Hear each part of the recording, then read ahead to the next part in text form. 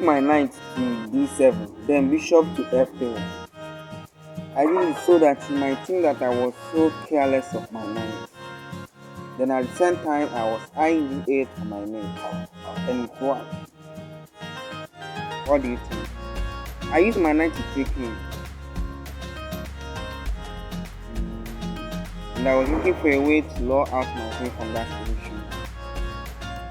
Then I was checking if he mistakenly took my knight, yes, and it worked. I knew he might think that my queen was the only one supporting the knight. If you know you love this video, please like, share and subscribe for more. He was trying to do bishop h8 with me. Then I used my knight because I know he will take it. At the same time, I was eyeing d5 to start a threat. So I began.